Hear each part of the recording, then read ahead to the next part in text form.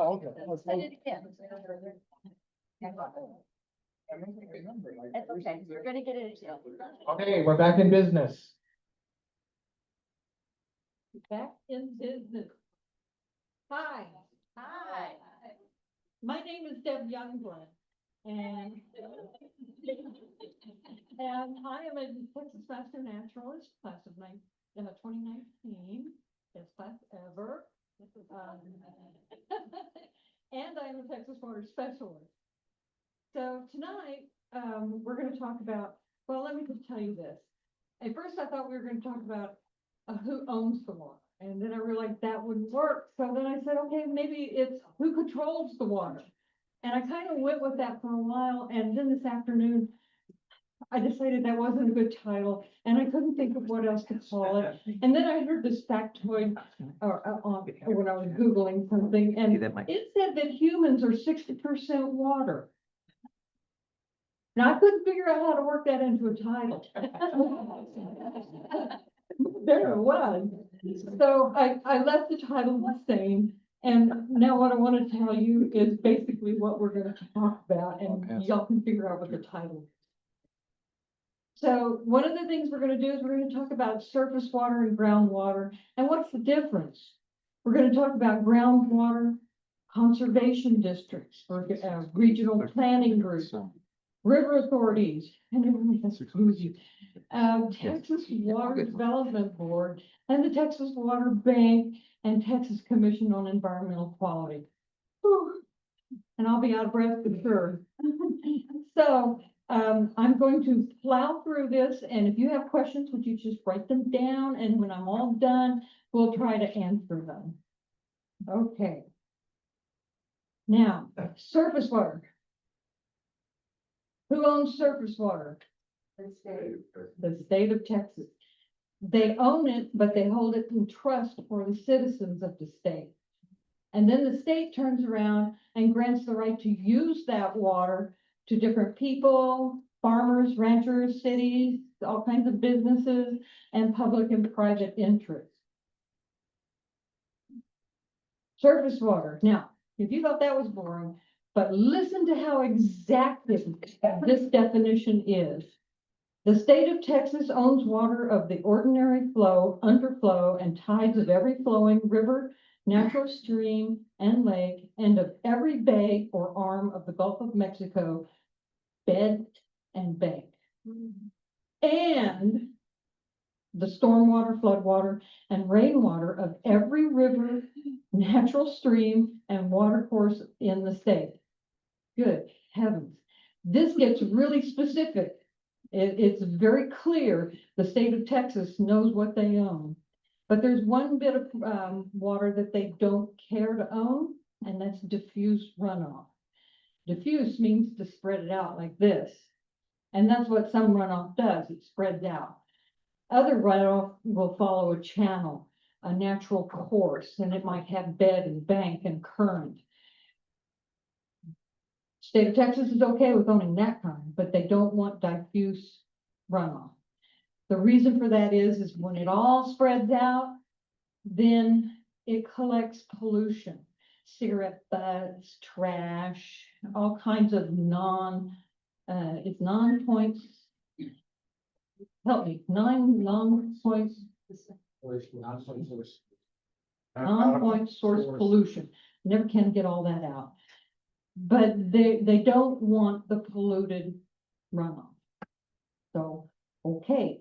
Now, if you look at this picture here, you can see it's got sort of a bank, but it's kind of like loosely human-made. It's got some runoff going here, but it's coming off of a street or a sidewalk. I don't think the state of Texas wants this stuff. They want clean water. So, surface water. There are two kinds of surface water, or actually doctrines, I should say. Landowners whose land is adjacent to a river or a stream are actually allowed to divert and use up to 200 acre-feet of water per year for domestic and livestock purposes. Now, who knows what an acre-foot is? Yeah, but I'm just asking, I wanna know how many actually know. A lot, it's a lot. Okay, so 1 acre foot of water is this. It's equal to 325,851 gallons. Now, to get a visual on this, think about football, and you've got an end zone and an end zone, and then you've got all these lines here in the middle. If you chop off the end zones and just take that part of the football field and flood it with water up to a foot deep, that's an acre foot. That's still a lot of water. Now, there's another kind of doctrine. It's called the prior appropriation doctrine. When you appropriate something, you just take it, right? So water users, though, need a permit for an appropriated water right from TCEQ. That's Texas Commission on Environmental Quality. And each one of those permits has an assigned number to it, and that's what gives you your right, your water right. So, but still, the general rule is that the first in time is also first in right. So what that actually means is if you have a water right that has a very old number on it, you're going to trump everybody else in terms of water right. So there you go. Oh, whiskey is for drinking and water's for fighting. You ever heard that? I hadn't heard that. Okay. So here are a few questions that people have been asking me and others. Okay, can I go down to the river and get some rocks and boulders and sand and other cool stuff down out of the river and use it in my landscaping? What's the answer? Oh, how did you know that? Well, let me tell you this. If you see it happening, who would you call? Game warden. That's right. Game warden. Why the game warden? Because it affects the fish. No. Oh, that's right. They can go anywhere they want.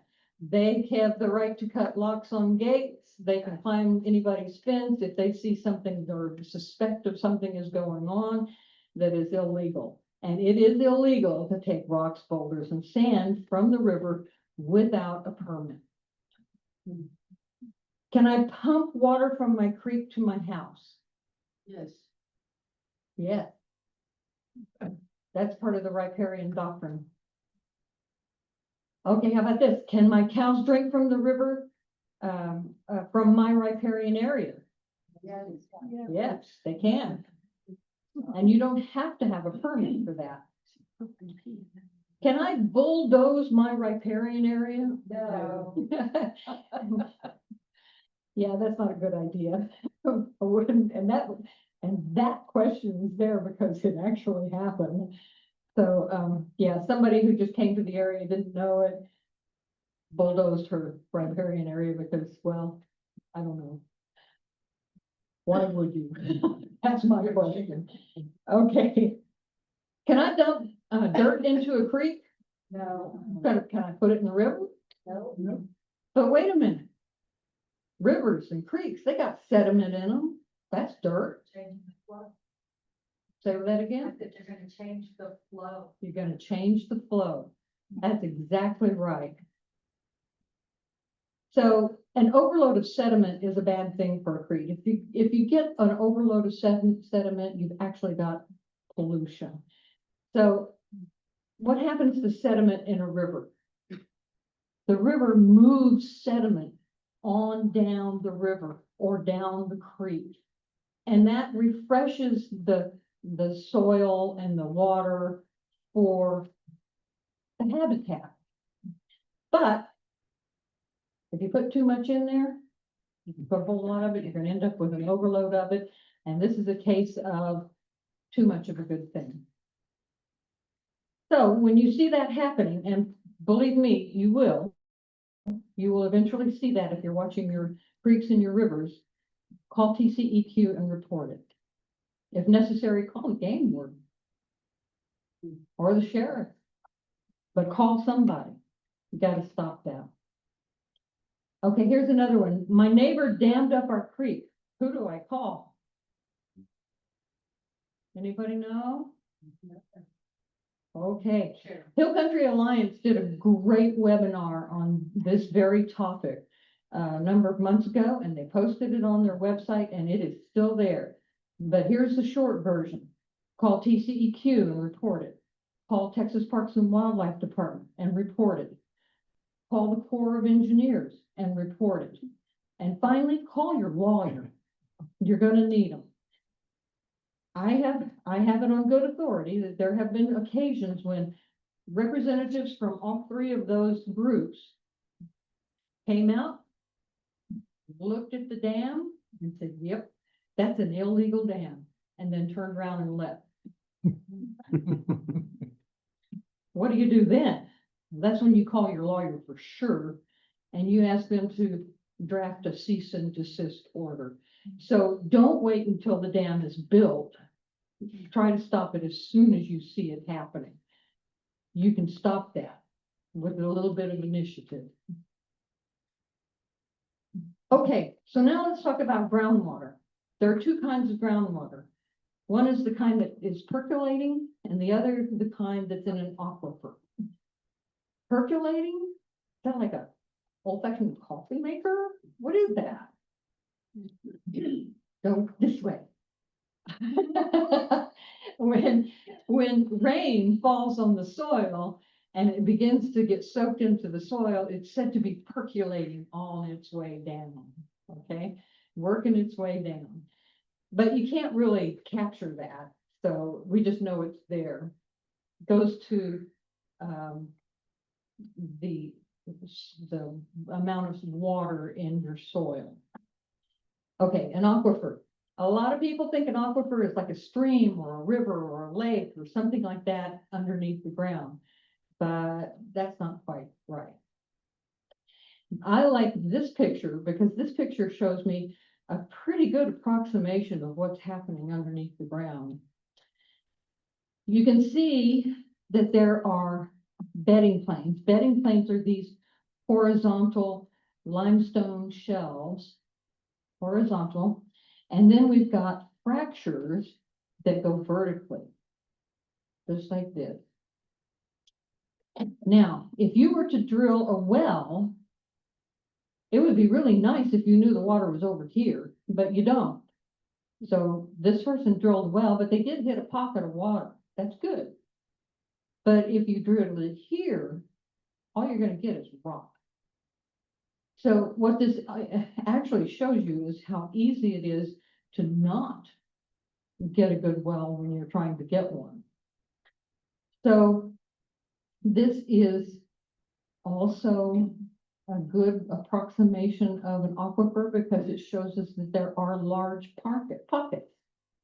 And we also know on these bedding planes and in these rocks, you can have holes. That's why all the water flows through here. Now those holes can be as big as a pencil, as big around as a pencil, or they can be as big as a pickup truck.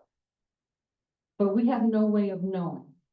We just don't know until you drill. So when we talk about aquifers, know that it's usually accessed by a well.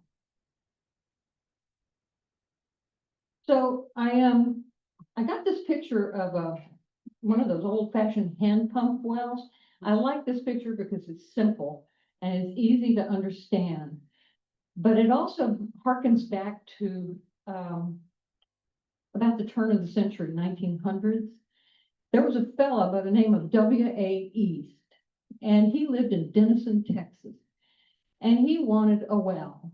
So he hand dug his well, and it was a good well. It provided good water. And then the Houston and Texas Central Railroad Company relocated to Denison, and Denison ends up being a hub for several different rail lines. And all those steam-powered locomotives need water.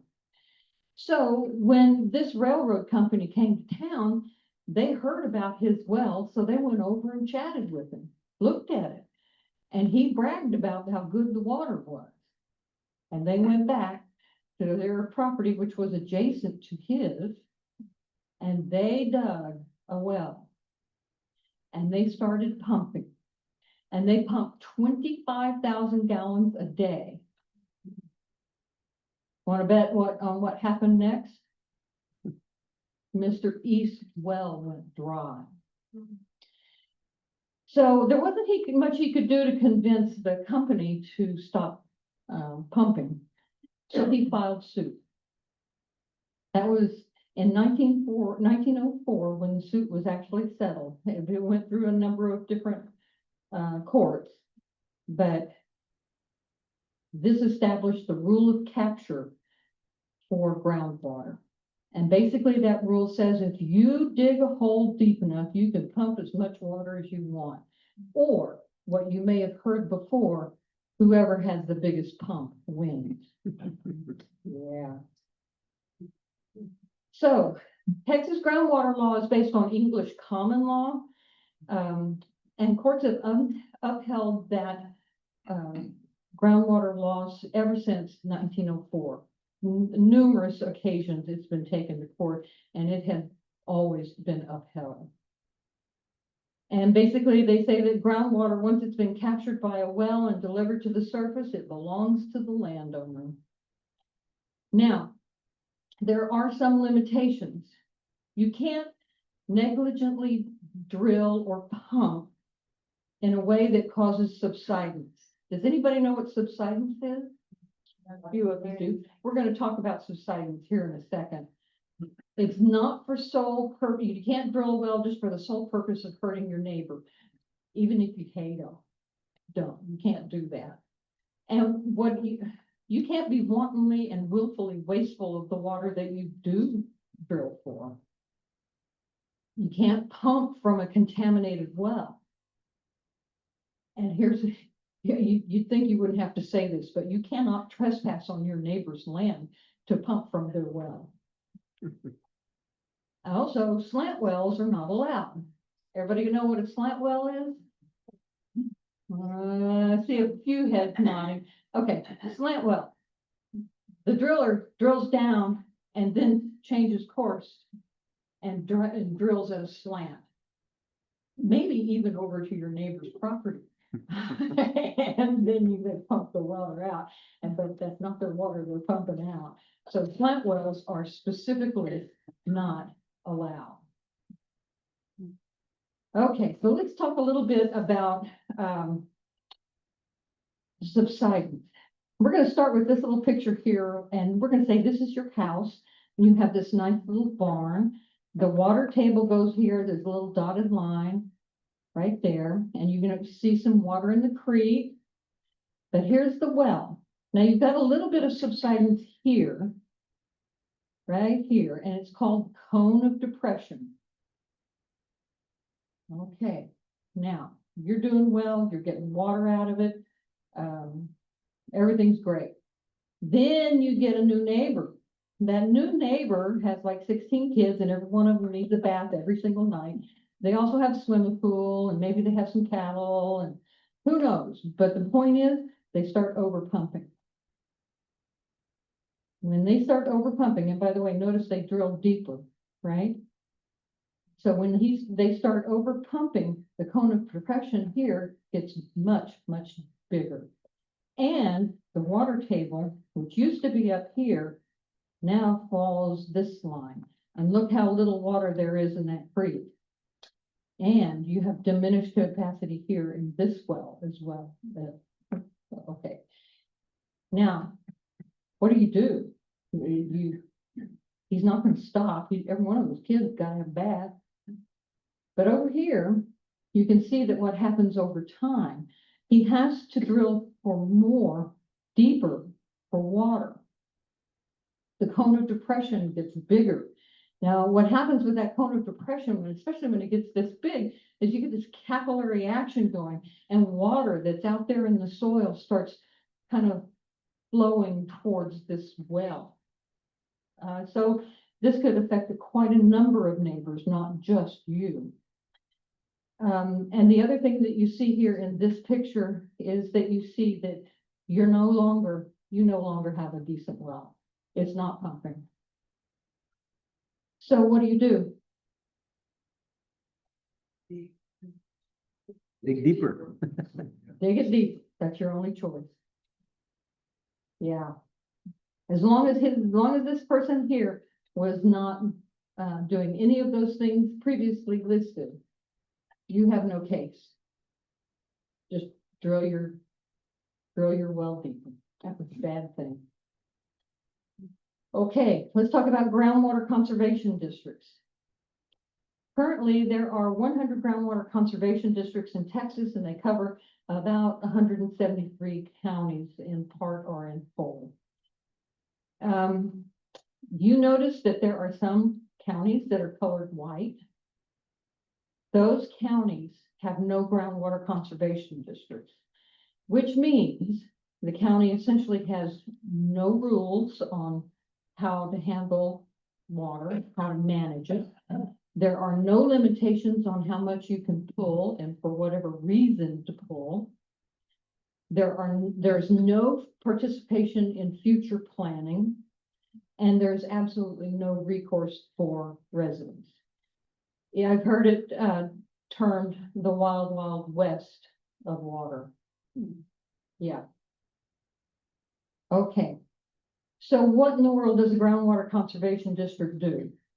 First of all, they know about subsidence, and they know that they can change setback rules, and they can change well spacing in order to prevent subsidence, or at least some subsidence. Increased lot sizes will do that too. And then, of course, limited use of groundwater. If you stop pumping so much groundwater, you might be able to stop that subsidence. So those things I have seen a groundwater district, underground water district do. And I can also tell you I've seen them do the next group of things. And that is when a developer comes in, they can monitor their wells, and they can monitor the neighbors so that they can see if the draw or the pull is actually going to affect the neighbors. And I have heard them tell developers, if you're pulling too much, we're going to cut you back. So this is called management. I mean, they work really hard at this to actually make sure that everybody has a shot at having water. So they basically monitor aquifer levels as well, and they set drought conditions. Some of the people complain about those drought restrictions, and they think that maybe the city is making those up. They don't.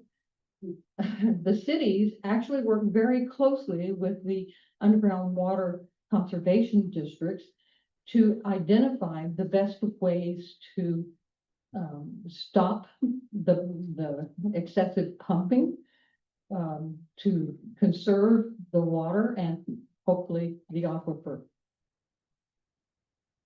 The other things that the groundwater conservation districts do is they develop and implement a management plan for the effective management of groundwater resources. So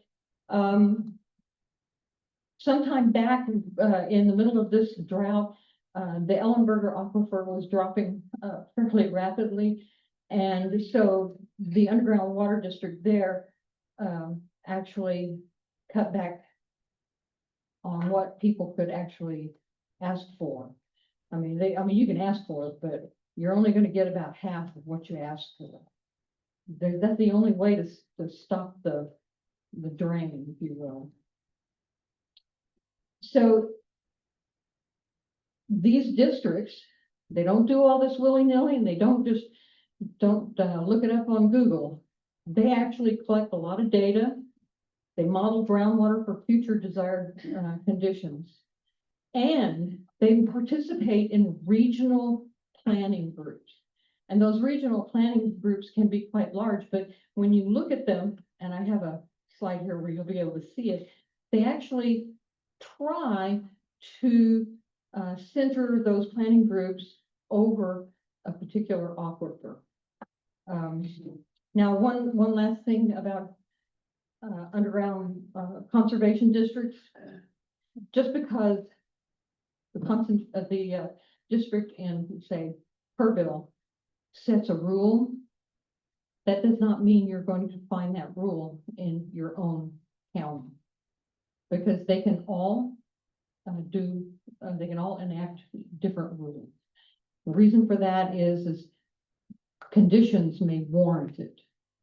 They don't do it willy-nilly, they do it because this is what they need to do. So,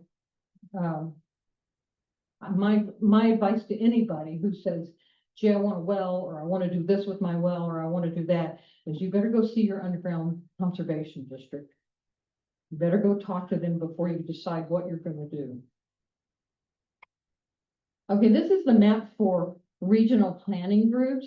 Now, this is so interesting because right here along this line, this is where the Gulf Coast aquifer is right here. And here's Carrizo Wilcox. You've got some Ellenberger here.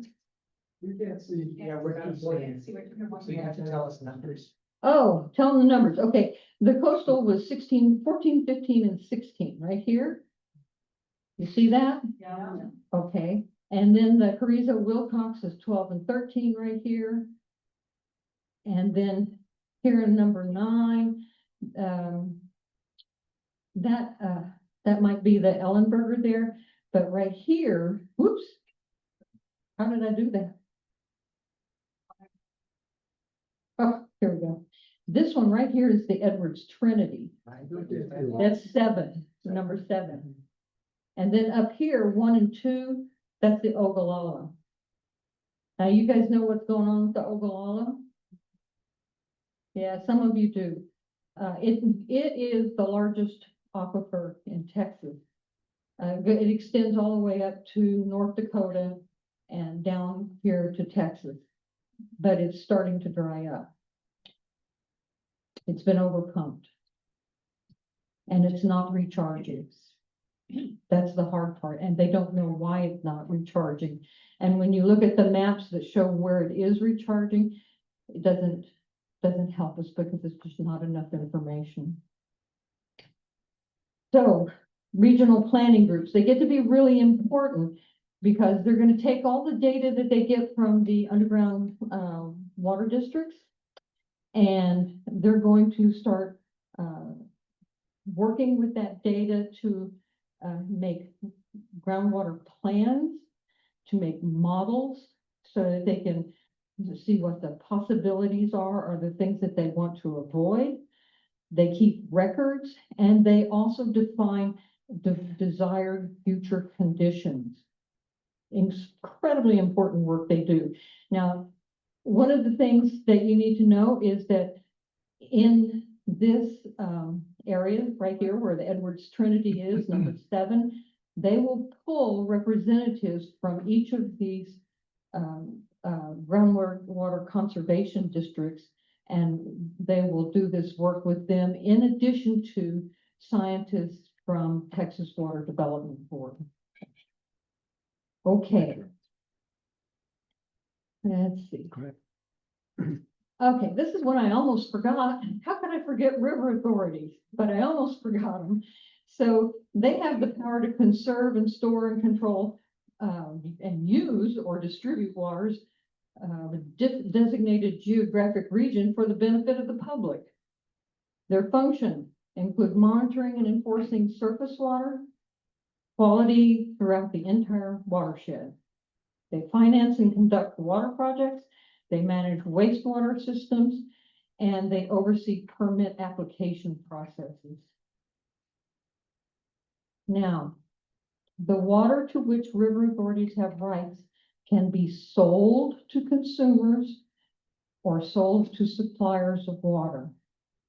And they can do that if they own the water rights. So river authorities control more than 70% of the Texas surface water. And I must have typed that in and I don't know why. I think it goes up here. So 70% of the surface water. So Texas Water Development Board. I got to tell you guys, if you want any information about water or maps that show where the aquifers are, or any information about water conservation, you name it. Texas Water Development Board has it, and it's a great website. I mean, it is a really good one. You can get all kinds of information from them. It was established in 1957, and they basically are in the business of collecting and disseminating information, water-related data or information.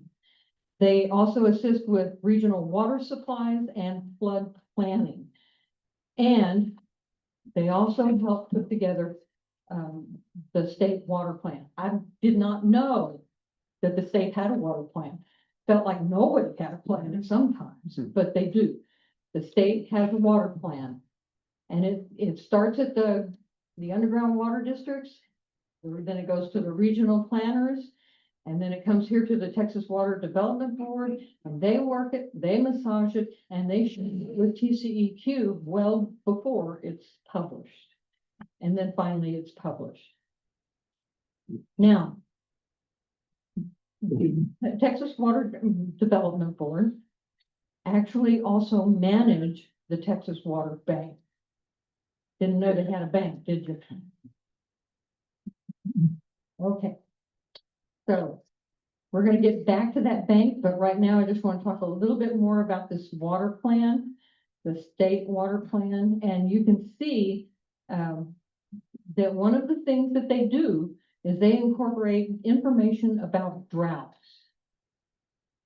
And they incorporate that into the plan. They're planning for, I mean, they monitor the drought situation and they monitor the water supply, but they also are using that information to predict future levels. This is a 5-year process. They invest a lot of time and energy in preparing the state water plan. So I think I was just impressed that they even do it, but I'm even more impressed when I see how many people they consult with. Now, let's talk about water rights. First of all, anyone who wants to use surface water in Texas, you must first obtain a permit. There are some exempt uses like domestic, livestock use, wildlife management, in emergencies like wildfires. So I don't know if you've ever seen a pumper truck go down to the river and fill up. Some of you have. Yeah, they fill up when they go and fight those fires. So that's pretty important that they be able to get to it and have access. So water rights may include surface water or groundwater or any other water from any source to the extent authorized by law. And the Texas Water Bank, okay, let's back up. When you submit to TCEQ to get your water rights, they will do an exhaustive search of all the records to make sure that you are in fact entitled to those water rights. And then when they make that decision, it takes about a year to get one approved. And when it is approved, they will assign a priority date. That date is the one which will tell you where you stand in the list of all the others. In other words, if you have a priority date that is lower than your upstream neighbors, you're probably not going to get as much water as you want.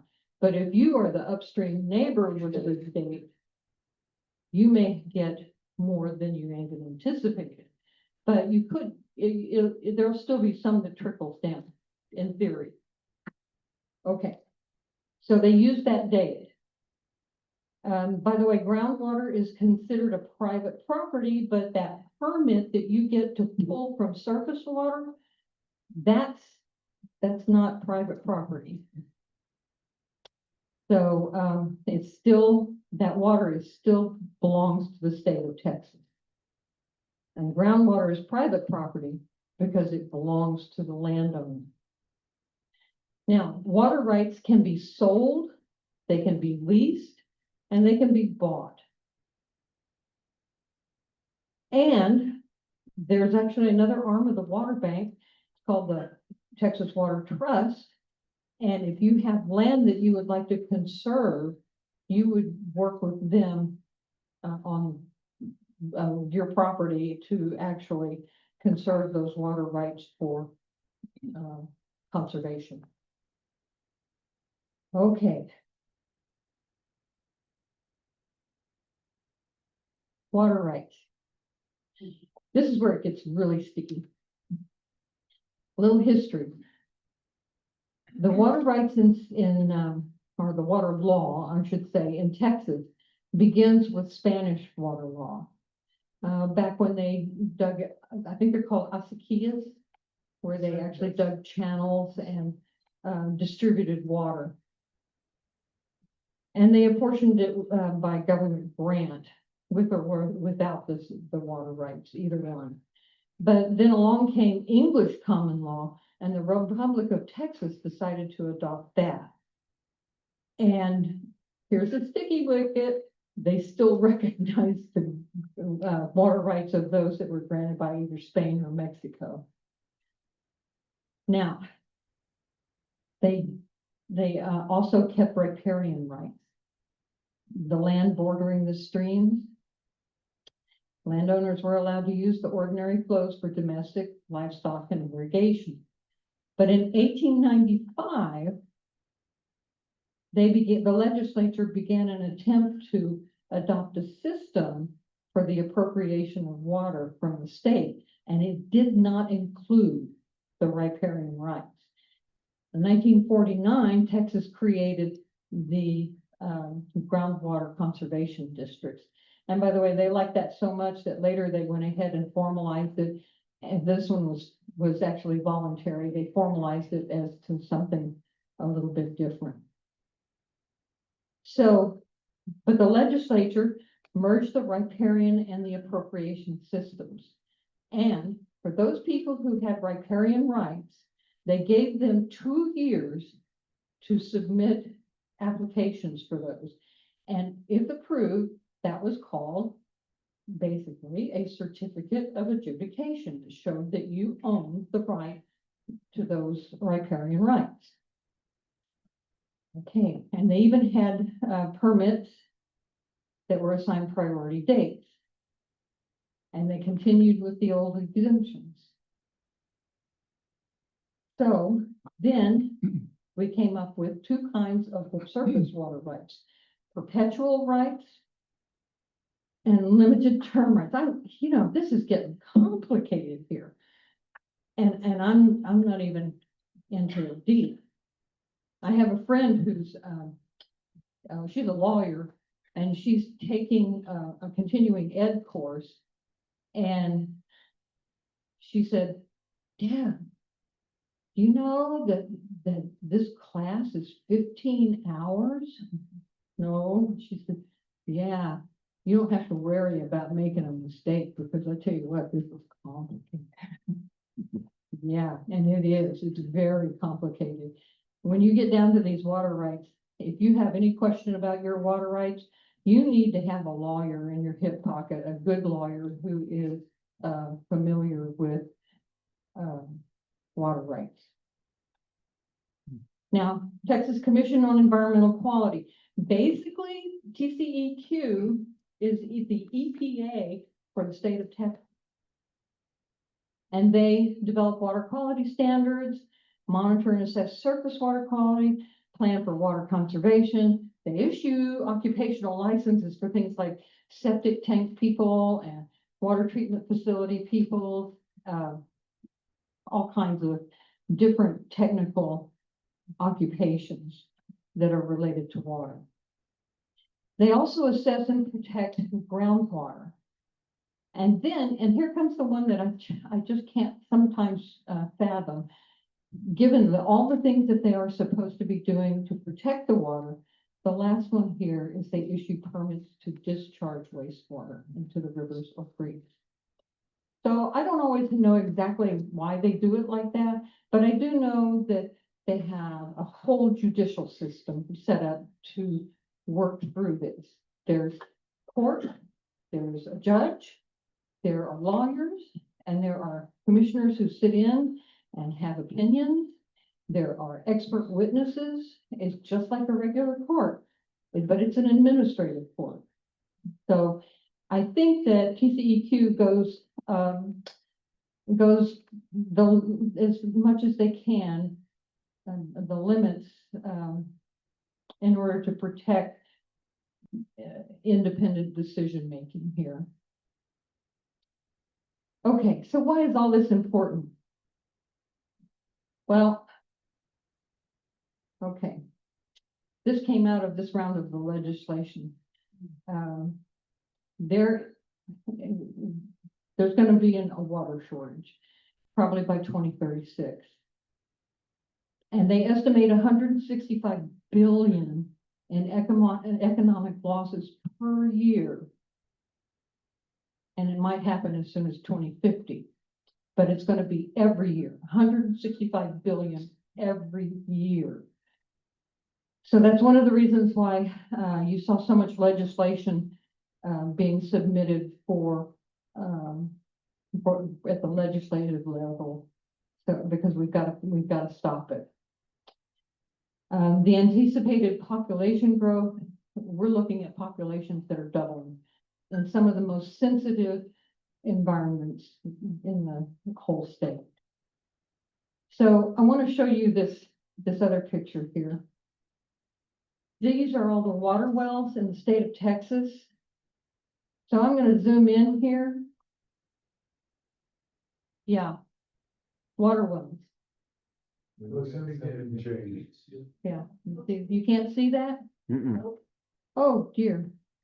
Frank, how do I make it visible? I don't know where you're at. Well, Good luck with that. maybe if I, I mean, we can see it, it's just all those little blue dots. yeah, it's all these little blue dots, but I want them to see this. This is frightening.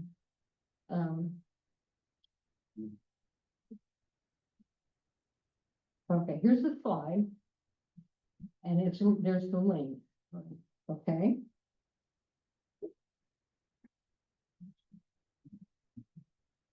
Any, no? Okay. It's not embedded in. It's not embedded there. Okay, so I'm just going to tell you that if you go to the Texas Water Development Board website and look up the map for water wells, every place that you see on this map where you see it getting darker gray, you're looking at thousands of them. If you look at the Houston area, it's just chock full of wells. Now, when you're also looking at the Texas Water Development Board, look at the outfalls. There's a whole nother map that's dedicated strictly for wastewater outfalls. And you'll never drink a glass of water in Houston again. Yeah. So those two, I think, are, they're just horrific. They're eye-opening, and it's what we need to be focusing on is how to conserve the water that we have. So let's talk about some specific actions. One of the first ones that we see is aquifer storage and recovery, and that's where they clean water, they store it in an aquifer, and then they recover it when they need it. The city of Kerrville has done the most incredible work on that. Over there at the Guadalupe Park, where they've got the big dam, just across from there is a water treatment plant. And then what they do is they take that water from the river and they clean it to potable standards. And then they inject it into the aquifer and it travels downstream, they know where it's traveling to, and it stays there until they need it, and then they will blend it with water that they pump from a well. It's incredible. The other thing that's happening here is this one, this graphic here is for the city of Denton. They are doing some really incredible work here because the city of Denton has this wastewater reclamation plant. So they take all that wastewater from all around the town, they clean it, and it's probably going to maybe a type 1 effluent. And they send it out to golf courses and landscaping and to the power plant and even car washes. They store it in a tower. And then they didn't all go in that direction. It also goes in this direction in a much greater volume. And this reclaimed water gets into concrete, which then flows into Lake Louisville. And then, after it's been stored in the lake, then it's pulled out and it's treated again. So you see what they're doing is they're taking this treated wastewater and they're blending it with the water in Lake Louisville. And then they send it down to the treatment plant and it's cleaned again and it comes out as potable water. So for all of you folks that are saying, I'll never drink my urine, you might want to revive that. Yeah. So aquifer storage and recovery is a real possibility for us. Desalination is horribly expensive. I don't know that that's going to be terribly successful, but who knows? Then there's something called an interbasin transfer, and that's where they take water from a part of the state that has lots of rain and lots of water, and they move that water either by pipeline or I don't know what else, but it probably has to be pipeline. Now the folks at San Antonio have a pipeline that comes out of the Bastrop area and goes down to San Antonio. It's a pretty controversial move to do that, but it's working for them. So when we think about interbasin transfers, usually what we hear is we're going to take water from East Texas where it rains a lot, and we're going to move it to someplace that has a deficit. We'll see how that works. Another opportunity is reservoirs, but those are going to be really hard because you've got to have the right site and it's going to take time to build it. There's a lot of question as to whether or not that's a good answer. And then finally, reuse, which we just looked at here in Denton. Reuse is a real possibility. On a smaller scale, what can you and I do? Well, number one on my list is rainwater harvesting. If you don't do it now, you should start. And it's not just a 55-gallon drum where you're collecting your water. You need to think beyond the 55-gallon drum and get a bigger tank, get it off of your roof, and use that for irrigating your plants. Do not water your lawns with good potable water. That's crazy. You're pouring good drinking water on the ground. So yes, rainwater harvesting is good for landscape irrigation, if nothing else. Also, condensate capture. I heard a lady say that she put a bucket under the drain for her condensate. And you know what that is? That comes from your air conditioner. And she said she gets 15 gallons a day. And she uses it to water her plants. That's impressive.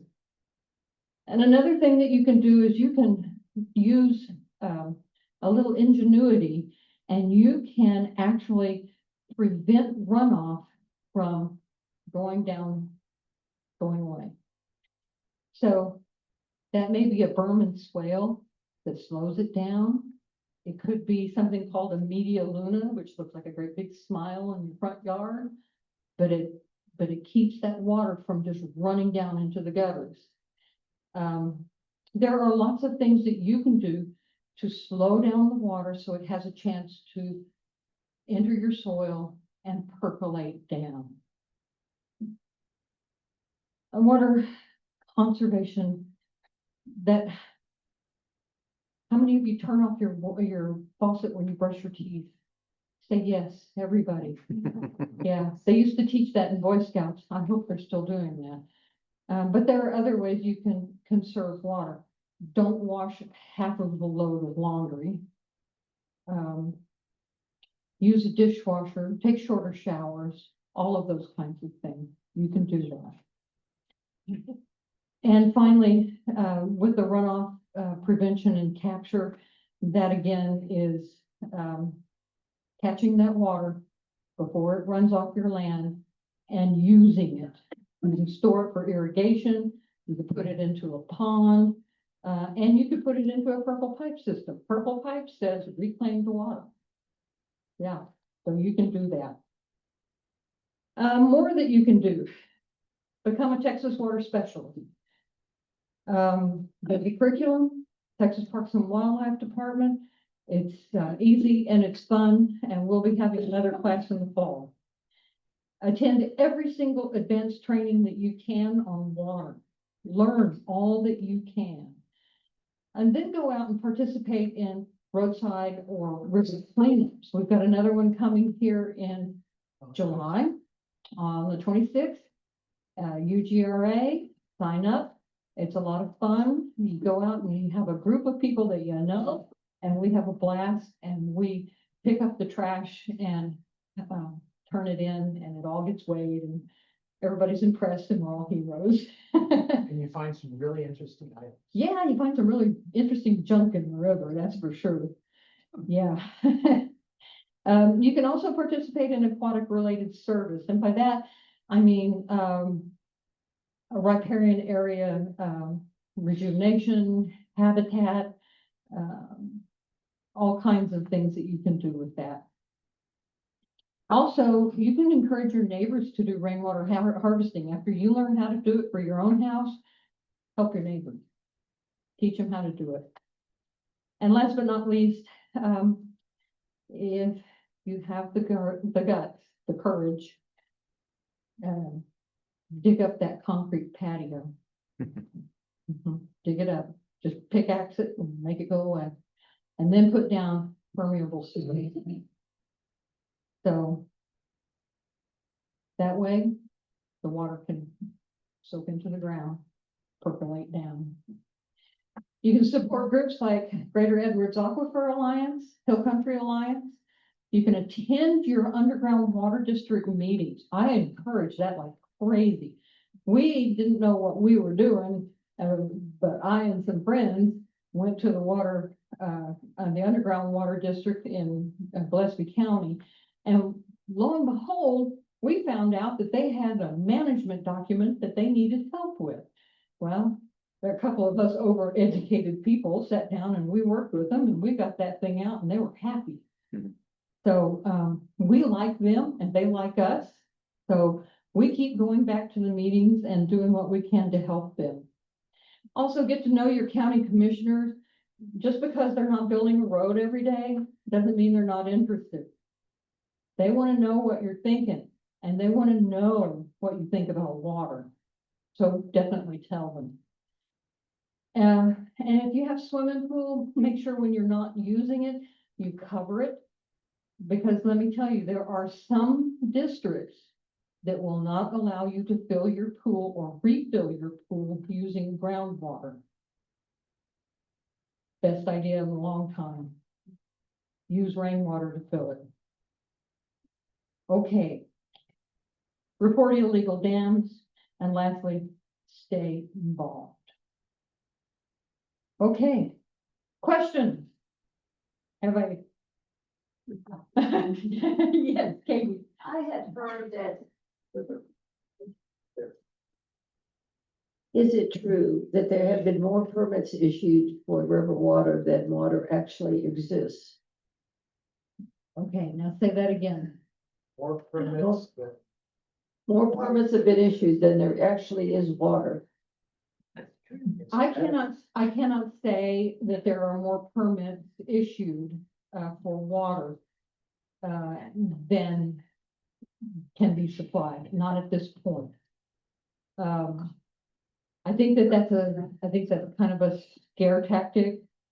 But, What, I know that we're getting close. what you might be referring to is some of the water utility boards have told developers that they won't be able to give them water because there's not enough water. Yeah, that happened in Comal County recently. So, but in that case, they're looking further down the road. They're not just looking at what they have right now. They're looking further down the road. What do they have in terms of, water availability, and do they predict that they will have that water available when these developers want it? And if the answer is no, then they will not issue a permit. Bottom line, they won't do it. On all the water conservation boards, from local all the way to state, are those appointed people? How do you get on a board, and what's the process of them and their knowledge and experience? Okay, so, groundwater conservation districts, that usually includes a hydrologist and, maybe one or two people. And then they have a board, and they get elected to that board, usually by the underground water district.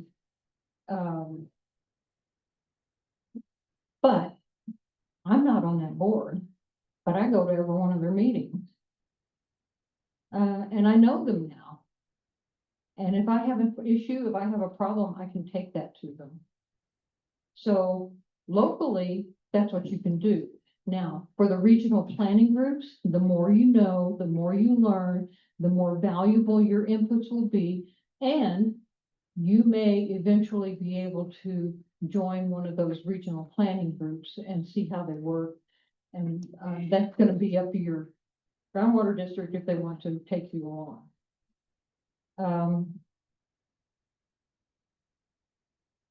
That's all I know. Does that help? No. Which one were you thinking of? I'm just trying to figure out, how does people get on these boards, where they come from, and who says they can be on the board, and who says they can't? Yeah, mostly board members get voted in, except the ones at TCEQ, those are political appointments. I'm sorry, but you can do more good at the groundwater district anyway. What else? Anyway, all the way over. I can talk loud. I Yeah, don't you need the probably mic. can. Okay, so is there any talk or discussion about making rainwater capture something like for developers, That they would, that it would be required in a development, like a neighborhood. It's like, okay, you know, there's really not enough water, so if you're going to, build houses here, you're going to have every single one is gonna have to do rainwater capture. Okay, I don't have a happy answer for you, but I can tell you this. Every county has its own rules. They have subdivision rules. Now, if you're working with your county engineer, your underground water district, and your county commissioners, y'all can write rules that will require them to have runoff capture. And then what do they do with it after that? You'll have to specify that. But yeah, you can do it. But it's a matter of actually getting with all those people that I just mentioned and working with them to write those rules so that you can hold a development speak to the fire. Other questions? Frank, is there anybody online with a question? No, no questions so far. Okay, is everybody drained, right? Okay. Interesting topic. We did it for 2 months because I think water is important. Okay, next month, we're gonna hear about soil. Because it's equally important. So I think, yes, what? This one came in from Phil Robertson. Oh, hi, Phil. What can be done to rein in HOAs? What can be? What can be done to rein in HOAs? That's a good question. Yeah, so an HOA that's already in existence, it may be a little tough to get them to cooperate with you. However, if it's a new development, Hill Country Alliance is putting together a package for HOAs and in order to actually present to them the ways that they can be proactive and beneficial in their use of water. So, not a good answer in terms of, is there an answer right now, but it's coming. Getting into their HOA question, Yeah. is there any attempt to regulate HOAs with those waterfalls called golf courses? I haven't seen anything like that. Most golf courses these days are watered by, wastewater that's been treated. Not necessarily. Well, I said most, there are a lot, but I recognize that there are some golf courses that are not. I live from a mile and a half, 2 miles from the Blue Ranch property. And they have a well there. Yes, they do have a well, but I also know that they do buy their wastewater from Fredericksburg and they use that. That's good. Yes, There's still some that do that and they take up too much water. yeah, I agree with you. We It's should, worthwhile visiting a water treatment plant, just to see what happens there, because I know the one in Fredericksburg, you can actually see the big pipe, the purple pipe you're talking about, Mhm. that they take, that goes to Blue Branch. But if you talk to those guys in the underwater, underground water district, they'll tell you an awful lot about what's going on in this area. It's Yes. really educational. Yes, they will. Frank? Yeah, well, one last question. Will the slides be available? Made available to the, I can make them available. okay, Yeah, not a problem. all right. Because there's a lot of good links in here. I know that y'all weren't able to see some of those links, but I would like you to be able to see them. And it's a great, if nothing else, this presentation will be a good travel guide for you getting through some of these websites. We can ask the web person to put the slides up on the web. That ought to work. He's so helpful, isn't he? Yeah. Okay, well, if it's a little after 8, or any more questions, or else we'll call it a day, and thank you all for coming. Thank you, Charlie Speaker, have a great drive home.